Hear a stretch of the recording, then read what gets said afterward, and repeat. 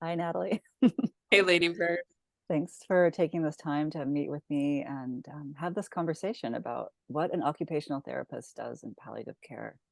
Because I feel like there are a lot of questions that I hear and that I get from folks, not even clients, but just people in general, what it is you offer. And one of the things that I find really exciting is that as a colleague, we get to actually work with clients together because we offer different elements of the care that people need.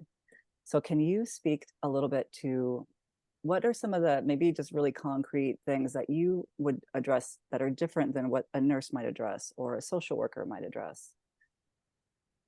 Sure, I'd be happy to. When we think about occupational therapy, the perspective is on activity. So occupation is really how we occupy our time, and that inherently is always activities.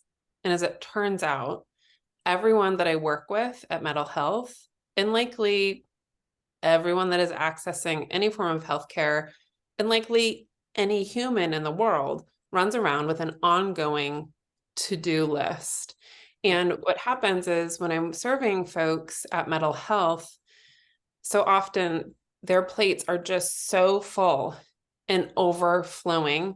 And the to-do list is an overwhelming thing that cannot be attended to, but in some ways would make life more easeful if one or two of those things just got chipped away at. So actually, sometimes in my sessions, what we end up doing is through discussion, identifying these files right here next to me have been sitting here empty, and I have a stack of paper this big. And if I could just get the referrals all in one file, or everything that's dental into another file, or insurance, and sit and do that in company with one another while getting something off the to-do list. Or Natalie, in conversation, it said, I need a new dentist and I needed it like a month ago, but I can't even deal. And then I share my screen and we put in the zip code and we go looking for what dentists are around that take the insurance, make a couple phone calls in real time, leave messages, ask questions.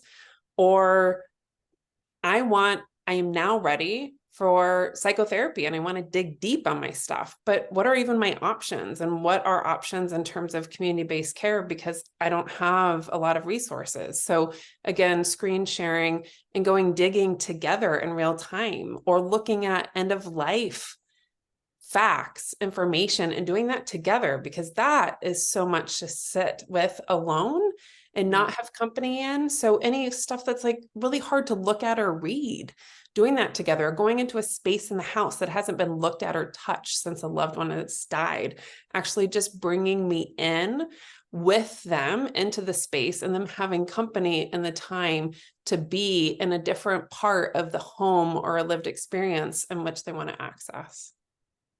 Wow.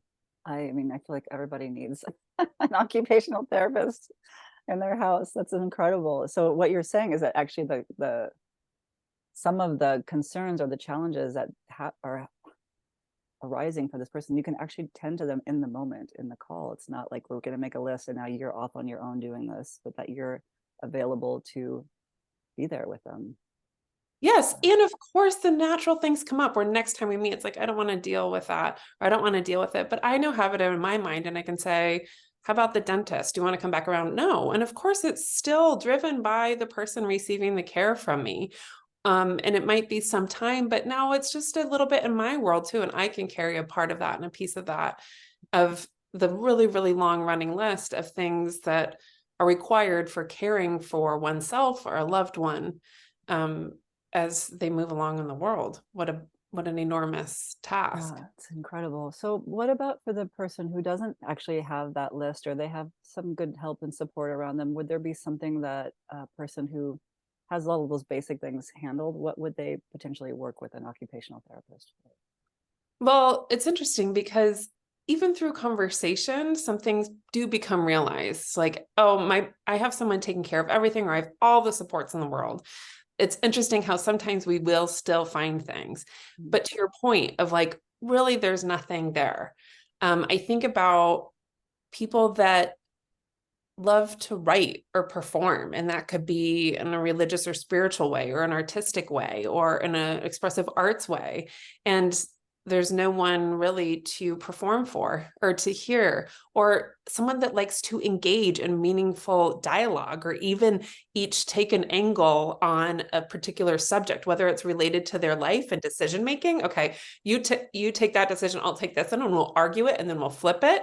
And that's all activities around decision making, whether that's decision making on any medical decision, but it's really even increasing the capacity for decision making, because it involves healthy risk taking, it involves self-awareness, it involves assertive communication, all those skills that we need to build in order to make decisions further down the road. So that's all an activity. But even engaging in a hearty way, or knowing that I'm here to witness you in a really meaningful occupation of yours, which might be sharing something, even visual artwork or writings or a lecture. You maybe used to teach and you want to teach someone, and I'm right here ready to learn. Lovely. That's a really generous offer.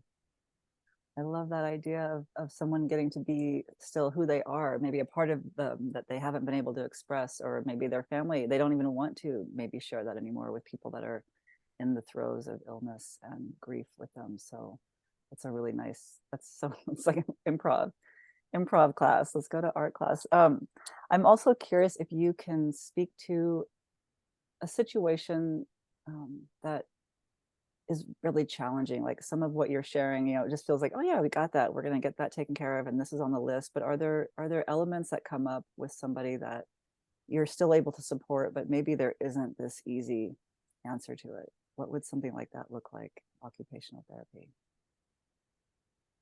Access to transportation to needed appointments is such a barrier for folks. Transportation coming consistently, arriving on time, creating an environment that feels safe and cozy and reliable and dependable. So with some folks, while we do that digging and realize we might be coming up empty-handed, then we move on to the next phase, which is not just resourcing in terms of who is in the community that would serve as a support, and who can we think about that hasn't already been thought of or considered, or what barrier is there. But then underneath all of that is, again, I would have to say, so much of what goes on in terms of using the occupational therapy perspective while consulting in palliative care is around thinking through healthy risk taking. And oftentimes that's in relationship. So considering what would it take to increase my capacity to take a healthy risk with this person in my community, which would involve an ask of, can you help transport me? Could you help pick me up? So when the system does not exist and the resource is not there, then I move on to thinking about the skills required in order to resource with the person themselves, and making recommendations on how can skills be built so that that can be something that can be leaned into, because the institution itself does not exist. That's a very courageous offering, right? I mean, because my immediate thought was, oh, we're not going to be able to find transportation, so we just have to find a way to accept this, or talk about how hard it is, or express our emotions around the distress and the isolation. And what you're actually saying is, there might be something here for us to do, and it's going to require a little bit of courage on your part. Not courage as a judgment, but just a little bit of a push outside of a comfort zone. And I'm here to do that with you. Would you be interested in doing that, right? As an invitation, not so much as this is what you have to do now. Yes. Yeah. Which yes, is amazing, because I think sometimes that when you have chronic illness, especially, sometimes people don't give you a chance to get out of your zones, because they don't want to bother you. They don't want to push you. They trust that you're, already maxed out. So that's that's a dynamic that probably not everybody is used to even experiencing, really. And I think that it can be surprising the delight in which we can brainstorm activities together within the interests and strengths of the people that I have the opportunity to serve that would actually promote that skill building, or even tweaking part of their daily routine that actually would build that skill, that would move them towards a need being met further down the road. And it can be quite delightful.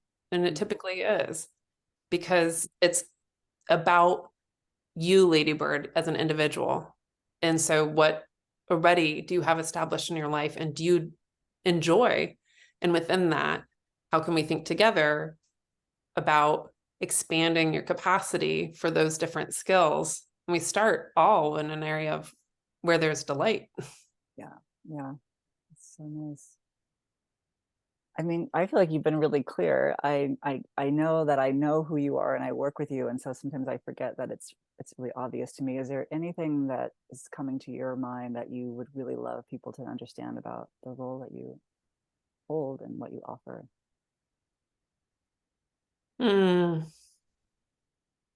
It truly, it's said by so many people and so many professions, and I believe others. And I want to have an opportunity for the perspective that an occupational therapist has in terms of a holistic approach when looking at the factors that include context and roles, activities, things that are meaningful and purposeful, and that's quite a broad sweep, and that it is my responsibility to look at the enormity of everything that encapsulates a human being. And I take that very seriously. Thank you for taking that so seriously. That's beautiful. Thanks, Ladybird. Yeah, lovely.